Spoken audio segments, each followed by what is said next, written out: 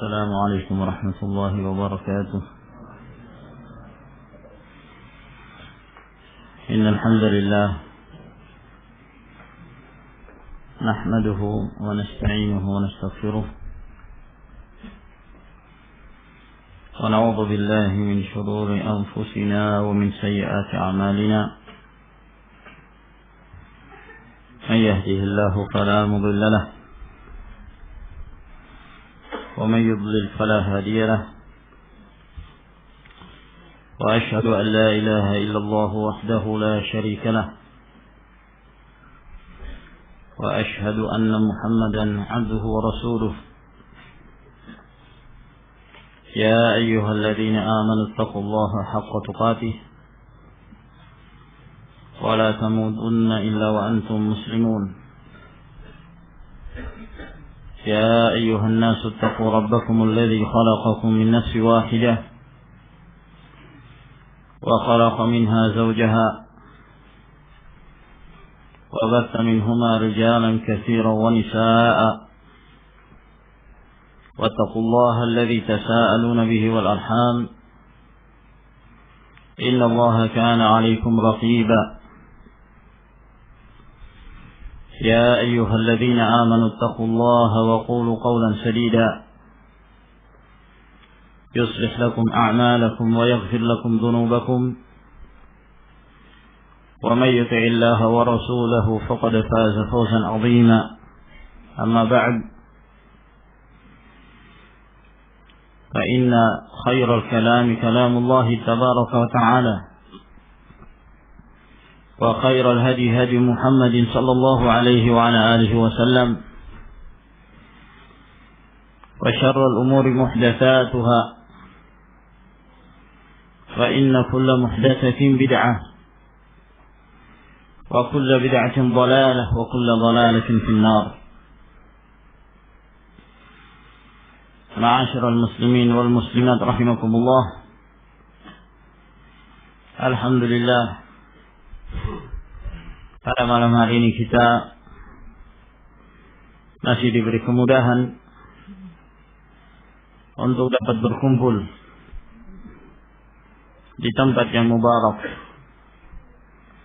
tempat yang terbaik yang ada di muka bumi,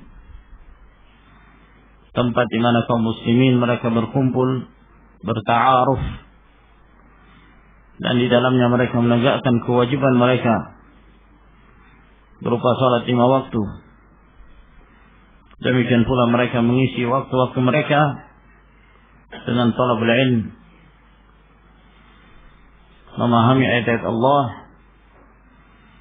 dan sunnah Rasul sallallahu alaihi wa ala alihi wasallam. Ma'asyiral muslimin wal muslimat rahimakumullah. Kita melanjutkan kembali kajian kita dari kitab Sahihul Adabil Mufrad, dan pada pertemuan sebelumnya kita telah masuki bab husnul khuluq, tentang akhlak yang baik, tentang akhlak yang mulia di dalam Islam, bahwa husnul khuluq, baiknya akhlak seseorang, memiliki peranan yang sangat penting untuk menyempurnakan keislaman seorang muslim dan memberatkan timbangan amal salehnya. Telah kita sebutkan pada pertemuan yang lalu hadis Nabi sallallahu alaihi wasallam, "Ma min syai'in fil mizan athqalu min husnil khuluq." Tidak ada sesuatu yang paling berat dalam timbangan Allah Subhanahu wa taala pada hari kiamat dari baiknya akhlak seseorang, yang menunjukkan bahwa akhlak memiliki kedudukan yang sangat penting dalam kesempurnaan Islam seorang muslim, yang memberatkan timbangannya dan melipat gandakan pahalanya di sisi Allah Subhanahu wa taala. seorang yang terbaik di antara kaum muslimin adalah yang paling baik akhlaknya. Oleh karena itu Nabiullah Sayyidul Anbiya wal Mursalin Muhammad ibn Abdullah sallallahu alaihi wa alihi wasallam, beliau adalah hamba yang paling berat timbangannya pada hari kiamat. Disebabkan karena beliau adalah orang yang paling baik akhlaknya.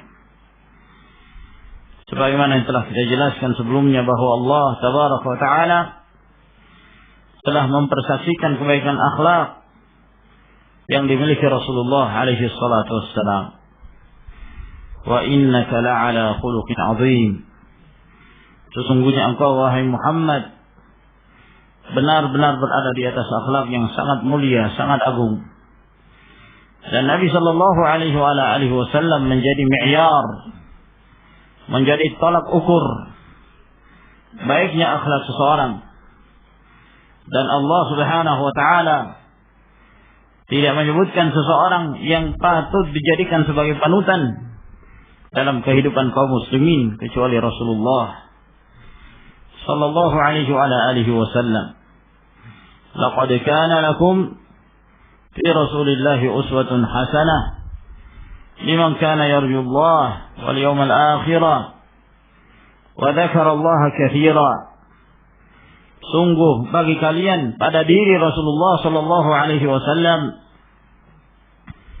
terdapat suri tauladan yang sangat baik. Siapa yang berharap bertemu Allah dan beriman pada hari akhir dan berzikir kepada Allah Subhanahu wa taala dengan zikir yang banyak, maka hendaknya dia menjadikan Rasulullah sallallahu alaihi wasallam sebagai panutannya.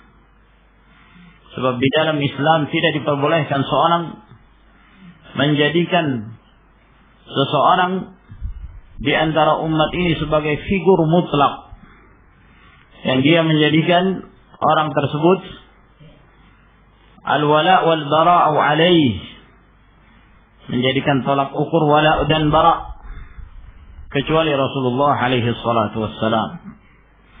Hanyalah Rasulullah alaihi salatu wassalam satu-satunya yang dijadikan sebagai figur mutlak, sebagai panutan yang diikuti dalam setiap perbuatan beliau, dalam setiap ucapan beliau, nasihat-nasihat beliau, demikian pula perintah-perintah dan larangan-larangan beliau sallallahu alaihi wasallam. Akan tetapi perlu diketahui bahwa secara umum apa yang datang dari Nabi sallallahu alaihi wasallam berupa ucapan, demikian pula perbuatan,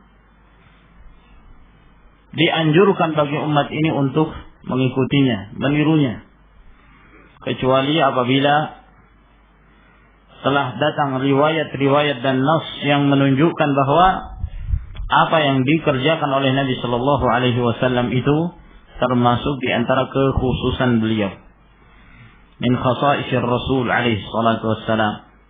Maka dalam kondisi seperti ini tidak diperbolehkan seorang pun dari umat ini mengikuti Nabi alaihi salatu wassalam dalam perkara yang Nabi sallallahu alaihi wasallam secara khusus untuk beliau dan tidak untuk umatnya. Seperti halnya Rasulullah sallallahu alaihi wasallam menikah dalam satu waktu lebih dari 4 istri. Tidak diperbolehkan bagi umatnya untuk mengikuti Nabi alaihi salatu wassalam dalam hal ini, karena ini termasuk kekhususan beliau. Demikian pula seorang wanita yang menghibahkan dirinya kepada Nabi sallallahu alaihi wasallam, maka diperbolehkan bagi Nabi untuk menikahi wanita tersebut dalam bentuk hibah, menyerahkan dirinya tanpa mahar. Ini juga termasuk kekhususan Nabi alaihi salatu wassalam. Demikian pula berpuasa wisal, menyambung antara puasa hari tersebut dengan hari yang berikutnya.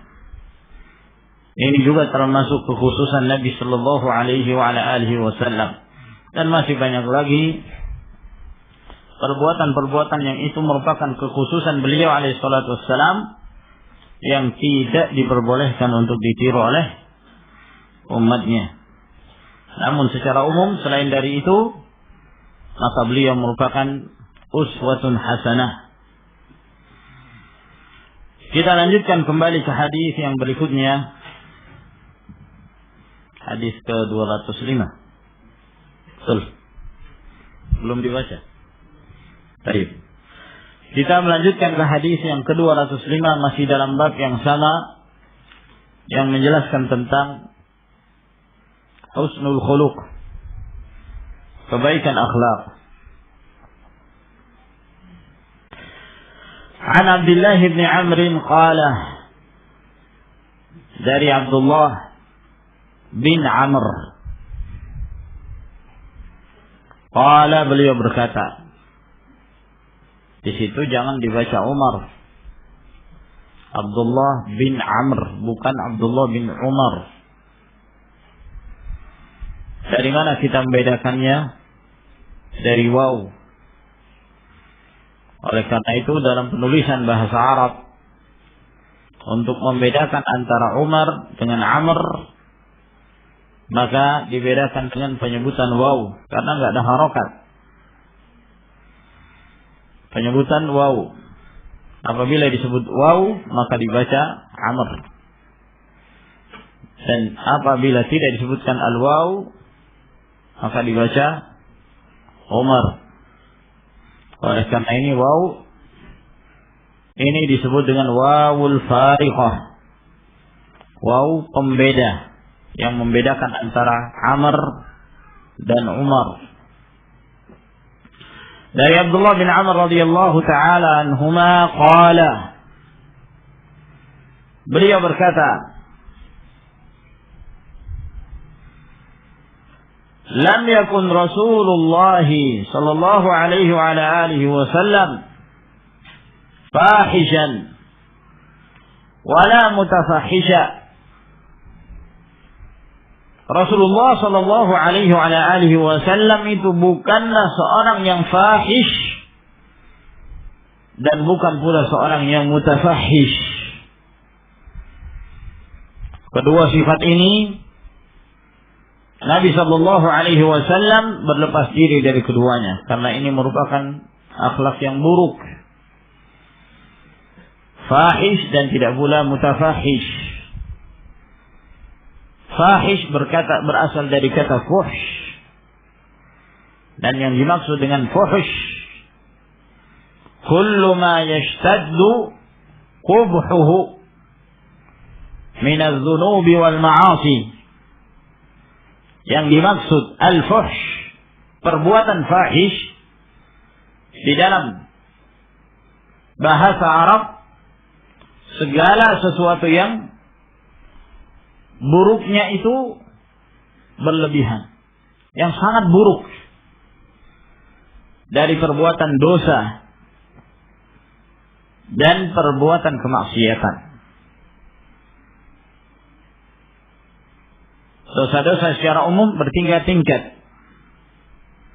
Ada dosa-dosa yang kecil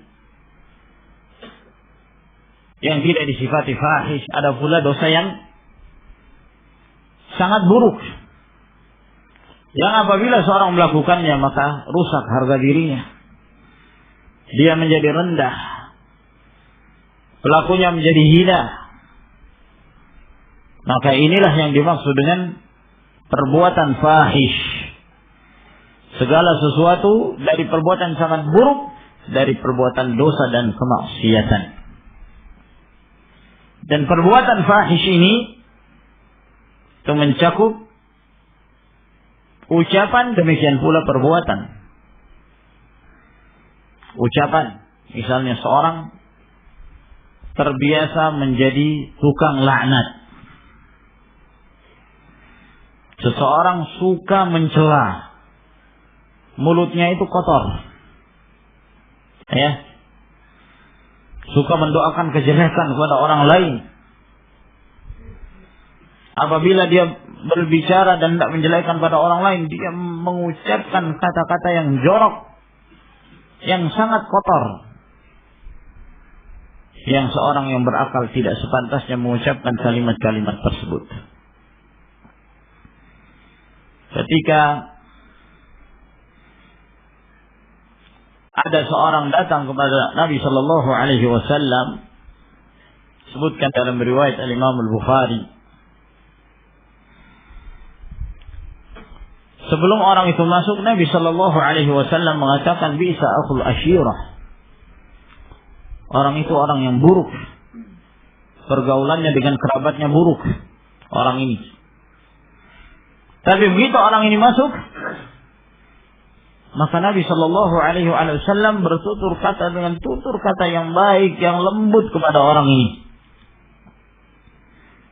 Sehingga ini yang membuat Nabi sallallahu alaihi wasallam, ya, ketika beliau mengucapkan kata-kata yang halus kepada orang ini yang sebelumnya beliau telah mengatakan bisa akhul ashirah, orang ini seburuk-buruk orang ada di kerabatnya. Tapi Nabi sallallahu alaihi wasallam lemah lembut ucapannya kepada orang tersebut. Pada saat bertemu, pada saat orang ini berdiri meninggalkan Nabi sallallahu alaihi wasallam, maka Aisyah radhiyallahu taala anha bertanya kepada Nabi sallallahu alaihi wasallam, "Wahai Rasulullah, sebelum engkau bertemu dengannya, engkau mengatakan apa yang engkau katakan tadi, yaitu ucapan bisa akhul ashirah. Orang itu seburuk-buruk orang yang ada di kerabatnya. Tapi setelah kamu bertemu, kenapa kok kamu mengucapkan kata-kata yang baik, tutur kata yang lembut kepadanya?" Apa kata Nabi sallallahu alaihi wasallam? Ya Aisyah, mata wajadtini fahisha. Kapan engkau mendapati aku ini orang yang berbuat fuhish, melakukan perbuatan fahish dengan kata-kata yang keji, yang jorok? Inna syarran nasi man tarakahu an-nasu tiqa'a fuhshi. Sesungguhnya manusia yang paling jahat, yang paling buruk adalah orang yang ditinggal oleh manusia yang lainnya karena mereka takut dengan perbuatan fahish yang dikerjakan orang itu. Orang takut mendekatinya. Kenapa? Karena kalau didekati, ya, paling-paling orang tersebut mengeluarkan kata-kata yang kotor, kata-kata yang jorok. Nah, orang seperti ini orang yang fahish. Ma'asyiral ikhwah rahimakumullah, Rasulullah sallallahu alaihi wasallam beliau bukanlah seorang yang fahish. Wala mutafahisha. At-tafahush, mutafahish itu juga berasal dari kata fahish itu sendiri. Cuman bedanya kalau mutafahish ini memaksakan diri untuk melakukan perbuatan itu. Memaksakan diri. Ya. Sebab di antara manusia ada seorang yang memang sudah menjadi tabiatnya suka berbuat fahish. Itu sudah menjadi tabiatnya. Tapi di antara manusia ada yang, ya, sengaja mengarahkan perbuatannya ke arah tersebut. Mungkin disebabkan karena pergaulannya dengan orang-orang yang buruk, dengan orang-orang yang suka berbuat fahish, maka dia pun ikut-ikutan. Ya, sehingga dia terjatuh ke dalam perbuatan-perbuatan keji tersebut.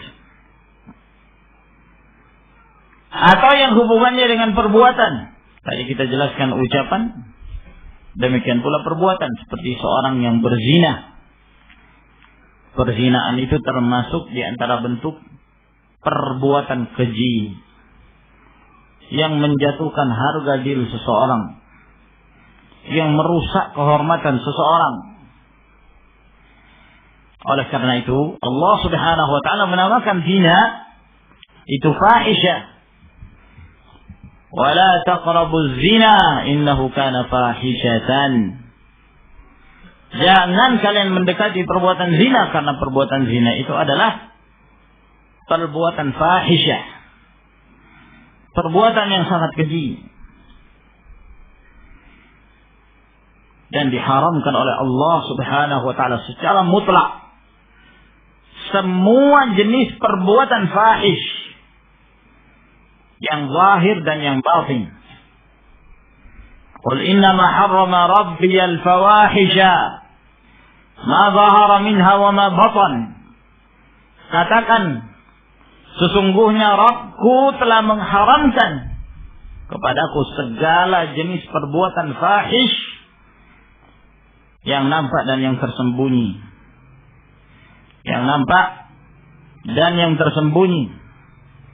Kata para ulama, yang nampak yaitu seorang yang melakukan perbuatan fahish secara terang-terangan, tidak punya rasa malu, zina terang-terangan, tidak punya rasa malu dipertontonkan di hadapan orang lain, atau sembunyi-sembunyi berduaan melakukan perbuatan zina dan yang semisalnya. Keduanya diharamkan Allah Subhanahu wa taala. Segala jenis perbuatan fahish. Dan itu sangat bertentangan dengan husnul khuluq, baiknya akhlak seseorang. Seorang terjatuh ke dalam perbuatan fahishah, maka hilang kebaikan akhlak pada dirinya. Oleh karena itu, ketika Abdullah bin Amr radhiyallahu taala anhuma beliau menyebutkan ini, bahwa Nabi sallallahu alaihi wasallam beliau bukan orang suka melakukan perbuatan fahish dan tidak pula tafahush, memaksakan diri melakukan itu. Lalu beliau mengatakan, wa kana yaqulu, dan adalah Rasulullah sallallahu alaihi wasallam beliau mengatakan, khiyalukum ahasinukum akhlaqa. Orang-orang pilihan di antara kalian adalah yang baik akhlaknya.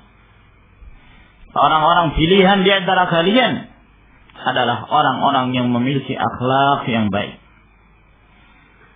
Menunjukkan bahwa orang memiliki akhlak yang baik, ma'asyiral ikhwah rahimakumullah, adalah orang terpilih di kalangan umat ini.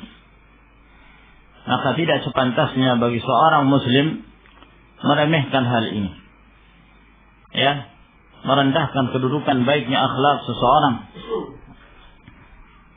merendahkannya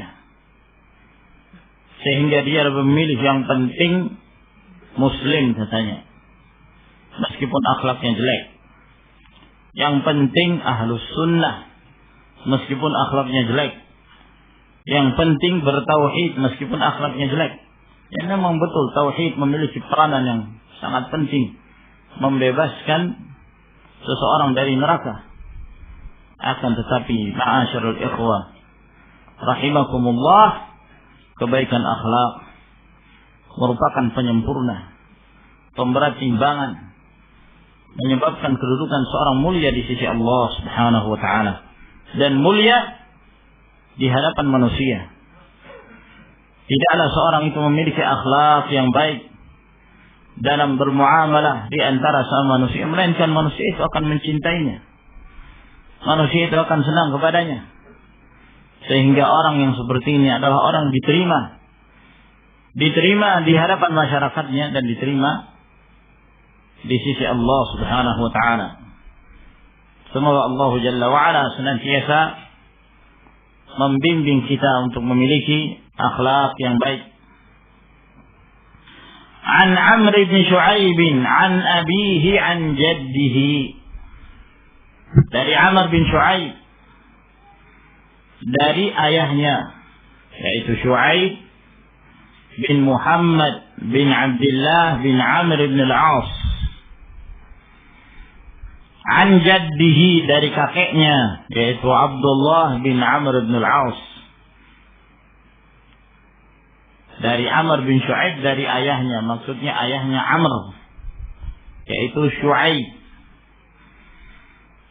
Namun ketika disebutkan an jaddihi, dari kakeknya, maksudnya kakeknya Shu'aib, yaitu Abdullah bin Amr bin al-As radhiyallahu ta'ala anhuma. Dan silsilah rantai sanad yang seperti ini sering sekali kita temukan, termasuk di antara riwayat yang dijadikan sebagai hujjah oleh para ulama. Annahu sami'a an-nabiy sallallahu alaihi wa alihi wasallam yaqul, bahwa beliau mendengarkan Nabi sallallahu alaihi wa alihi wasallam bersabda, "Ukhbirukum bi ahabbikum ilayya wa aqrabikum minni majlisan yaumal qiyamah, Aku mengabarkan kepada kalian tentang siapakah orang yang paling aku cintai. Ini penting.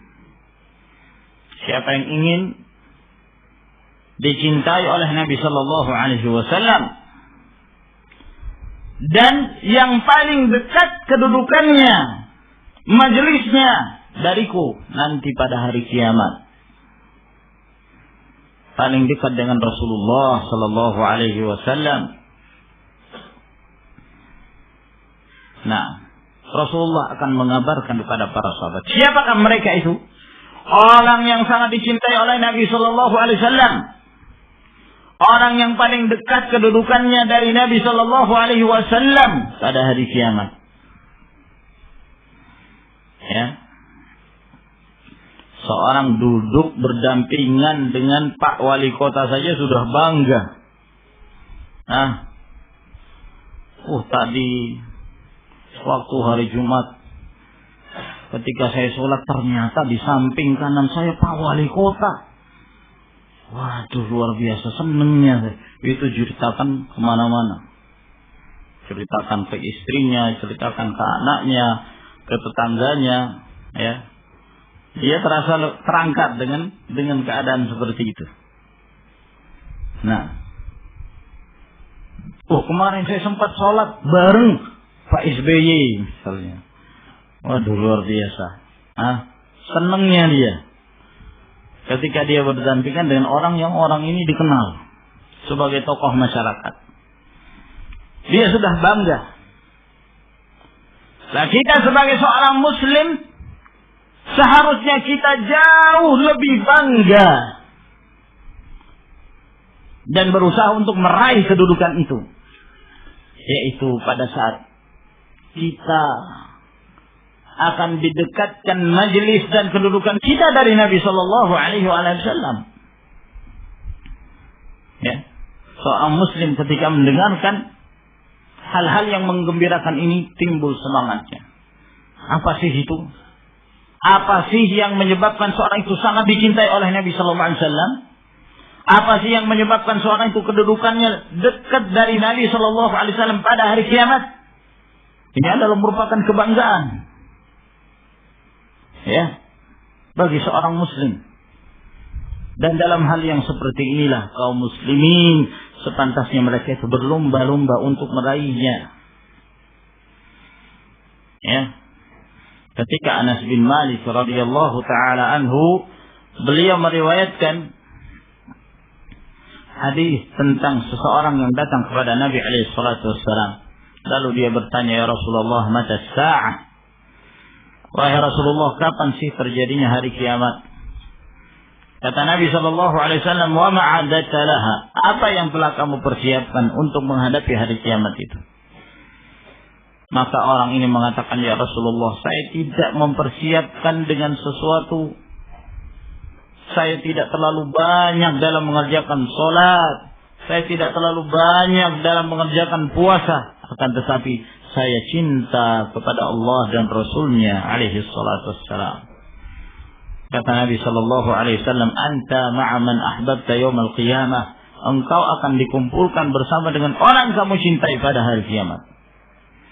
Kata Anas bin Malik radhiyallahu ta'ala anhu, tidak ada sesuatu yang paling menggembirakan saya di dalam Islam ini kecuali setelah aku mendengarkan ucapan Nabi Sallallahu Alaihi Wasallam ini. Demi Allah, aku tidaklah seperti Abu Bakar As-Siddiq. Aku tidak seperti Nabi. Aku tidak seperti Abu Bakar As-Siddiq. Aku tidak seperti Umar bin Khattab.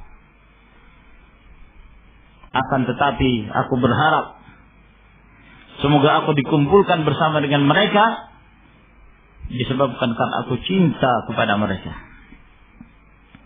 Dikumpulkan bersama dengan orang-orang yang soleh, itu kemuliaan. Ma'asyiral muslimin rahimakumullah.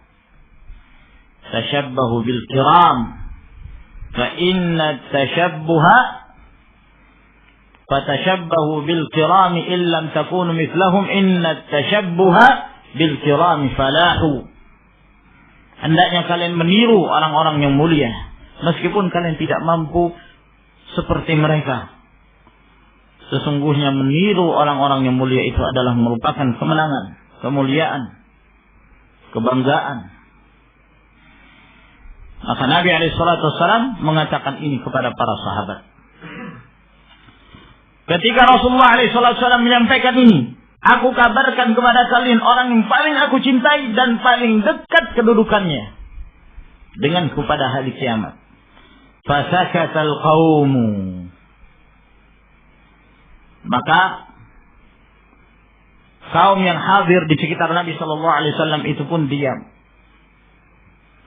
Mereka tidak menjawab. Fa'adaha marrataini atau thalathan.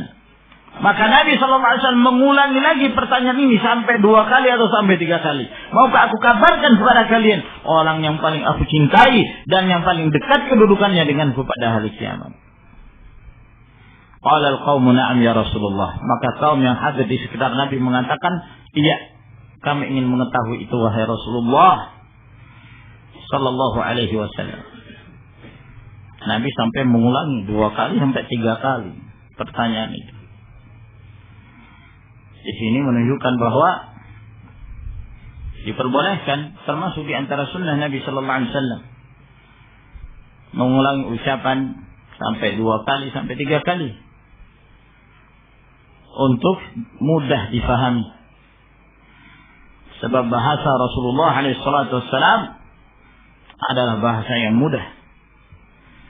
Dan metode beliau dalam memberikan pelajaran kepada umatnya sebaik-baik metode. Beliau tanya terlebih dahulu kepada mereka. Bahkan pertanyaan itu ditegaskan sampai 2 sampai 3 kali. Tujuannya apa? Agar mereka semakin perhatian. Ya.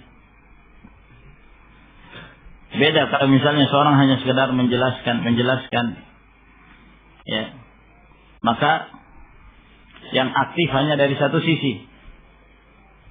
Akan tapi kalau disertai dengan tanya jawab, ya. Ditanya yang hadir misalnya, mau enggak saya kabarkan kepada kalian ini? Maka mereka yang tadinya mungkin sedang tidak konsentrasi, maka mereka hendak memperhatikan apa sih yang akan disampaikan. Dan kita mendapatkan banyak sekali hadis-hadis yang datang dari Nabi sallallahu alaihi wasallam yang semisal dengan ini, di mana Rasulullah sallallahu alaihi wasallam bertanya kepada sahabatnya terlebih dahulu sebelum beliau menjawab. Maka pada saat kaum tersebut mereka menjawab, iya ya Rasulullah, kami ingin mengetahui. Qala, maka Nabi sallallahu alaihi wasallam pun menjawab, ahsanukum khuluqa. Orang yang paling baik akhlaknya di antara kalian. Orang yang paling dicintai oleh Nabi sallallahu alaihi wasallam. Tentunya Nabi sallallahu alaihi wasallam kalau mencintai seorang menunjukkan bahwa Allah Subhanahu wa taala pun cinta kepadanya. Orang yang paling dicintai Nabi sallallahu alaihi wasallam adalah orang yang paling dicintai Allah Subhanahu wa taala. Maka ma'asyiral muslimin rahimakumullah, setelah kita mendengarkan hadis-hadis yang menunjukkan keutamaan husnul khuluq ini, maka tidak sepantasnya seorang meremehkannya. Tidak sepantasnya seorang menganggap kecil peranan akhlak yang baik. Al-akhlaqul karimah. Maka hendaknya seorang berusaha. Di antara manusia ada yang sudah terbiasa dengan akhlaqul karimah. Kebaikan akhlak itu sudah menjadi tabiat. Alhamdulillah jika demikian keadaannya. Ini merupakan kelebihan. Dzalika fadlullahi yu'tihi man yasha'. Itu merupakan keutamaan dari Allah Subhanahu wa taala. Allah berikan pada siapa yang Allah kehendaki. Namun di antara manusia juga ada yang sifat dasarnya tidak demikian. Apalagi kalau mereka itu terpengaruh dengan lingkungan yang ada di sekitarnya. Dikenal keras, kasar, ya, mengucapkan kata-kata kotor atau yang semisalnya, sehingga ketika dia mendapatkan hidayah, ya, untuk senantiasa memelihara akhlak menjadi akhlak yang baik, itu butuh perjuangan. Nah, butuh perjuangan. Dia harus meninggalkan, berusaha untuk meninggalkan kebiasaan-kebiasaan buruknya. Kadang-kadang di antara kaum muslimin semenjak kecilnya hidup di tengah-tengah lingkungan yang buruk, ya. Orang tuanya tidak pernah mengajarkan agama kepadanya. Orang tuanya kalau marah sedikit kepada anaknya, keluar kata-kata yang kotor, tawasu. Kalau orang Bugis bilang tawasu itu anjingnya nih. La haula wala quwata illa billah. Marah sedikit, mengucapkan lagi kata-kata yang seperti ini. Nah, sehingga anak tersebut tumbuh dalam keadaan dididik oleh orang tuanya dengan didikan yang buruk. Ditambah lagi lingkungan ada di sekitarnya, televisi. Itulah yang menjadi contohnya dia. Para ustadznya ada di televisinya. Nonton film ini, nonton film itu, nonton sinetron ini, nonton sinetron itu, umpatan, celaan semua ada di situ. Maka itulah yang dia tiru.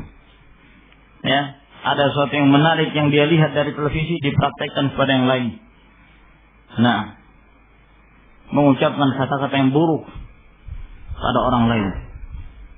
Bisa dia dewasa kemudian Allah Subhanahu wa taala memberikan hidayah kepadanya, butuh perjuangan. Akan tapi apabila dia bersungguh-sungguh, Allah Subhanahu wa taala pasti akan memberikan kemudahan kepadanya. Walladzina jahadu fina lanahdiyannahum subulana. Orang-orang bersungguh-sungguh di jalan kami. Siapa yang benar-benar ikhlas, siapa yang benar-benar mujahadah, bersungguh-sungguh untuk berjalan di atas jalan Allah Subhanahu wa taala, pasti Allah bimbing dia. Pasti Allah Subhanahu wa taala membimbingnya. Tidak ada seorang ketika pada awal terlihat baik, Masya Allah, rajin sholat di masjid dan seterusnya, kemudian setelah itu menyimpang, meninggalkan kewajibannya, meninggalkan ketaatan kepada Allah Subhanahu wa taala setelah dia sebelumnya beramal saleh, menunjukkan ada kerusakan pada hati seseorang. Ada kerusakan. Akan tapi kalau seorang itu benar-benar dengan niat yang baik, tekad yang kuat, niat yang ikhlas karena Allah Subhanahu wa taala, Allah Subhanahu wa taala akan memudahkan dia untuk melakukan kebaikan-kebaikan. Nah, yang dulunya dia suka berbuat kejahatan disebabkan karena lingkungan, Allah beri hidayah, maka dia tinggalkan satu persatu.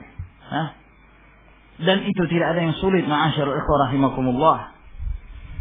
Dan ini juga merupakan jawaban bagi mereka yang kadang-kadang mengatakan bahwa kami sulit untuk meninggalkan kemaksiatan. Subhanallah. Apakah dia bersungguh-sungguh berjalan di atas jalan Allah Subhanahu wa taala? Ya, kadang-kadang kita mendengarkan sebagian mereka masih berada di atas kemaksiatannya dan dia mengatakan, "Aduh, saya merasa berat. Saya tidak mampu, sudah kebiasaan, sudah menjadi pecandu."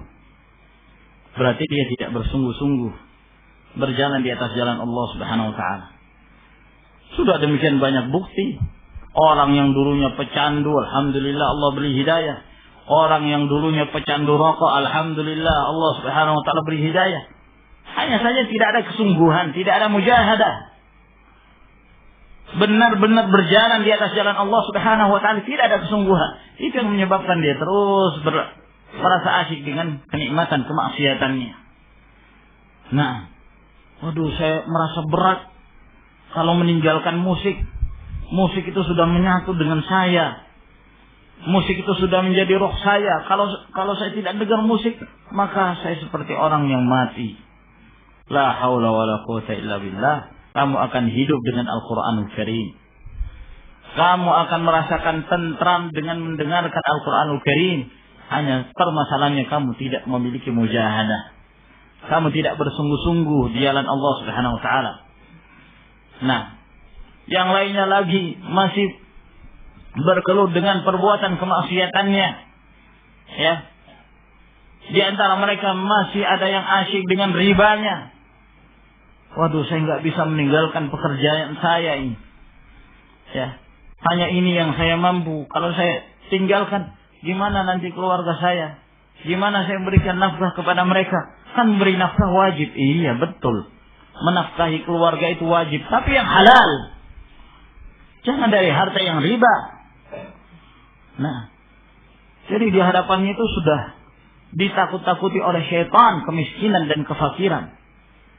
Nah, ini ma'asyiral ikhwah rahimakumullah. Wa may yattaqillaha yaj'al lahu makhraja wa yarzuquhu min haitsu la yahtasib. Ayat ini berlaku pada setiap zaman dan berlaku pada setiap orang. Allah tidak pernah ingkar janji. Siapa yang bertakwa kepada Allah, Allah pasti berikan jalan keluar dari segala problem. Allah pasti akan berikan rezeki kepadanya. Tak perlu takut miskin. Rezeki itu sudah ditetapkan oleh Allah Subhanahu wa taala. Tinggal kita cari, tinggal kita berusaha. Nah ini ma'asyiral ikhwah rahimakumullah. Hanya disebabkan karena tidak ada mujahadah, tidak ada kesungguhan untuk berjalan di jalan Allah Subhanahu wa taala, dan kurangnya rasa tawakal seorang kepada Allah. Maka inilah yang menyebabkan kadang-kadang seorang kurang yakin dengan apa yang disebutkan oleh Allah Subhanahu wa taala. Nah ini ma'asyiral ikhwah rahimakumullah. Maka penting bagi kita sekalian untuk melihara husnul khuluq, senantiasa memiliki akhlak yang baik, beribadah kepada Allah Subhanahu wa taala, demikian pula bermuamalah dengan cara yang baik di antara sama manusia. An Abi Hurairah radhiyallahu taala anhu anna Rasulullah sallallahu alaihi wasallam qala. Dari Abu Hurairah radhiyallahu taala anhu bahwa Rasulullah sallallahu alaihi wasallam bersabda, "Innama bu'ithtu liutammima salihal akhlaq." Sesungguhnya aku diutus untuk menyempurnakan kesalihan, kebaikan akhlak manusia. Hadis ini juga menjelaskan peranan akhlak dalam kehidupan kaum muslimin. Innamal umamul akhlaqu ma baqiyat fa in dhahabat akhlaquhum dhahabu. Sesungguhnya umat-umat itu yang tinggal adalah akhlaknya. Kalau akhlaknya sudah tidak ada, maka mereka itu menjadi umat yang hilang, yang sirna. Mereka berjalan, namun pada akhirnya mereka sudah tidak memiliki wujud lagi. Kenapa? Karena sudah tidak memiliki akhlak. Aku diutus dalam rangka untuk menyempurnakan salihal akhlak. Sebelum diutusnya Rasulullah sallallahu alaihi wasallam, ketika Allah Subhanahu wa taala menurunkan wahyunya kepada nabi-nabi dan rasul sebelum Muhammad sallallahu alaihi wasallam, maka Allah Subhanahu wa taala mengajarkan kepada hamba-hambanya tersebut akhlak. Hanya saja sebelum diutusnya beliau, akhlak itu masih terpisah-pisah. Allah ajarkan kepada satu agama di antara mereka para nabi dan rasul, dan Allah tidak mengajarkan kepada yang lain. Dan Allah Subhanahu wa taala berikan akhlak kepada yang lain yang Allah tidak berikan kepada umat yang lainnya. Namun setelah datangnya Nabi sallallahu alaihi wasallam, maka Allah Subhanahu wa taala mengumpulkan seluruh akhlakul karimah lalu diturunkan kepada Rasulullah sallallahu alaihi wasallam, sehingga Islam ini merupakan agama yang sempurna dengan akhlaknya. Sebab seluruh akhlak dari umat-umat terdahulu telah terkumpul dengan diutusnya Rasulullah sallallahu alaihi wasallam yang membawa Islam sebagai rahmatan lil alamin. Tidaklah seorang mengamalkan Islam, mempelajarinya, mengaplikasikan dalam kehidupannya, melainkan dia semakin dia mengamalkan apa yang dia ketahui dari Islam, semakin sempurna akhlaknya, semakin bertambah ilmunya, semakin bertambah amalannya, maka semakin sempurna pula amalannya, semakin sempurna pula akhlaknya. Maka ini yang dimaksud oleh Nabi sallallahu alaihi wasallam, bahwa beliau diutus dalam rangka untuk menyempurnakan akhlak manusia. Sehingga barang siapa yang ingin berakhlak, maka tidak ada cara kecuali dengan cara kembali kepada Al-Quranul Karim dan kembali kepada petunjuk dan bimbingan Rasulullah sallallahu alaihi wa ala alihi wasallam. Sampai di sini insyaallah yang kita jelaskan. Semoga memberi manfaat kepada kita sekalian. Wa akhiru da'wana alhamdulillahi rabbil alamin. Wassalamu alaikum warahmatullahi wabarakatuh.